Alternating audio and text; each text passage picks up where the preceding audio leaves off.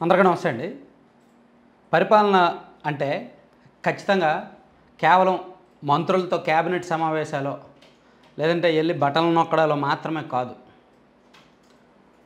పరిపాలన అంటే ఖచ్చితంగా కార్యనిర్వాహక వ్యవస్థ అంటే ఐఏఎస్లు, ఐపీఎస్లు, బ్యూరోక్రసీ చాలా కీలకం.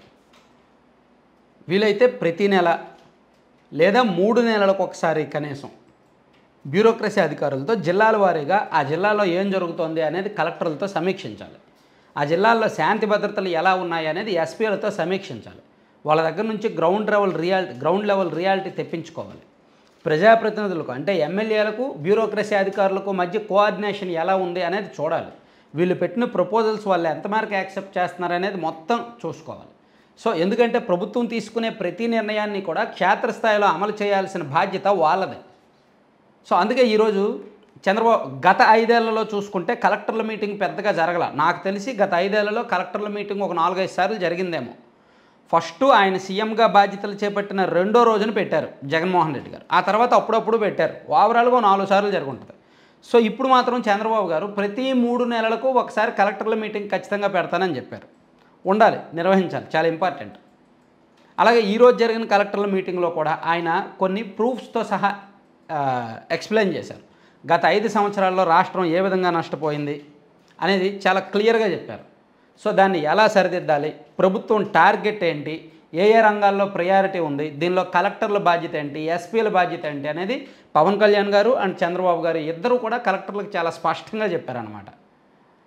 సో అంటే ఒక రకంగా నాకెక్కడో ఒక మాట గతంలో జగన్మోహన్ రెడ్డి గారు కూడా కలెక్టర్లతో మీటింగ్ వీడియో కాన్ఫరెన్స్ పెట్టే సందర్భంలో ఒక మాట అన్నారు.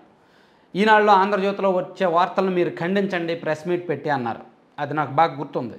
సో ఈరోజు చంద్రబాబు గారు అప్పుడు జగన్మోహన్ రెడ్డి గారు ప్రూఫ్ ఏమీ చూపించలేదు, జస్ట్ ఖండించండి అన్నారు. కానీ ఈరోజు చంద్రబాబు నాయుడు గారు ఫేక్ న్యూస్లు ఏ విధంగా వస్తాయి, అలా వచ్చినప్పుడు కలెక్టర్లు, ఎస్పీలు ఏ విధంగా అప్రమత్తంగా ఉండాలి అనేది చెప్పారు.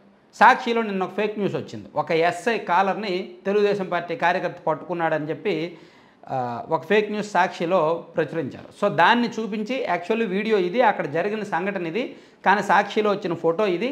సో ఇటువంటి వార్తలు వచ్చినప్పుడు మీరు ఉపేక్షించొద్దు, ఫేక్ న్యూస్ పట్ల అప్రమత్తంగా ఉండండి అని చెప్పారనమాట. చెప్తూనే మనం తీసుకునే నిర్ణయాల వల్లే వ్యవస్థలు మారే పరిస్థితి ఉంటుంది, మంచి నిర్ణయాలు తీసుకుంటేనే భవిష్యత్ తరాలకు మేలు జరుగుతుంది, మనమంతా కష్టపడితే 2047 నాటికి ప్రపంచంలోనే మనం నెంబర్ 1గా ఉంటాము. ఈ కలెక్టర్ల సదస్సు చరిత్ర తిరగరాయబోతోంది. ప్రజావేదికలో ఆనాటి సీఎం కలెక్టర్ల సదస్సు పెట్టి కూలగొట్టేశారు. విధ్వంసంతో పాటు పనిచేసే అధికారులను కూడా పక్కన పెట్టారు, బ్లాక్మెయిల్ చేశారు. బ్రాండ్ ఏపీని దెబ్బతీసే విధంగా గత 5 ఏళ్ల పాలన కొనసాగింది. ఒకప్పుడు ఆంధ్ర అధికారులు అంటే ఢిల్లీలో గౌరవం ఉండేది, కానీ ఇప్పుడు ఆ గౌరవం లేదు అని చెప్పారనమాట.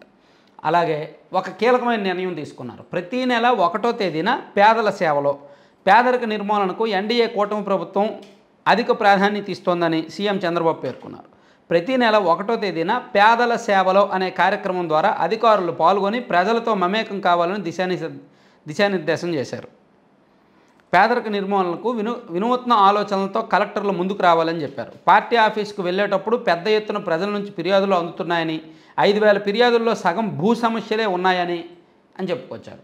సో ఈ భూ సమస్యలను పరిష్కరించడానికి కలెక్టర్ల దగ్గర ఉన్న ప్లానింగ్ ఏంటి, జిల్లాల వారీగా భూ సమస్యలు ఎక్కడ వస్తున్నాయి, ఇవన్నీ కూడా మాట్లాడారనమాట.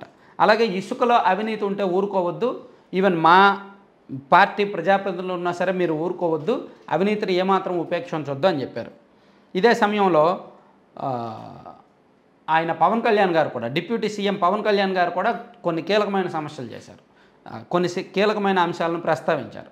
గత ప్రభుత్వం ఉన్నప్పుడు అధికారుల మీద ఎక్కువగా ఎమ్మెల్యేలది, మంత్రులది పెత్తనం ఉండేది, ఇప్పుడు అలా ఉండదు, మా ఎమ్మెల్యేలు, మా మంత్రులు మిమ్మల్ని అసలు ఇబ్బంది పెట్టరు, ఒకవేళ ఇబ్బంది పెడుతుంటే మా దృష్టికి తీసుకురండి, మేము వెంటనే వాళ్ళతో మాట్లాడతాము, మీకు స్వేచ్ఛగా పనిచేసే అవకాశం కల్పిస్తాము, మనకు రాష్ట్రాభివృద్ధి ముఖ్యము అని చెప్పి చంద్రబాబు నాయుడు గారికి చూసి మనం కొంత నేర్చుకోవాలని, అలాగే చంద్రబాబు నాయుడు గారు కూడా పవన్ కళ్యాణ్ గారికి ఒక బాధ్యత ఇవ్వడము, కేంద్రం నుంచి అటవీ శాఖ ద్వారా ఎక్కువ నిధులు తీసుకురావడము, ఇవన్నీ కూడా ఓవరాల్గా ఒక కోఆర్డినేషను, అలాగే రాష్ట్రానికి సంబంధించి భవిష్యత్తు ప్రణాళికల చర్చ, బ్యూరోక్రసీ అధికారుల్లో కాస్త కాన్ఫిడెన్స్ నింపడము, ఈ అంశాలన్నింటినీ కూడా ఈరోజు మీటింగ్లో ప్రధానంగా ప్రస్తావించారు.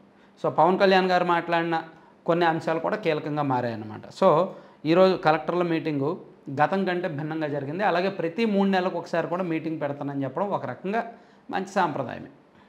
Thank you.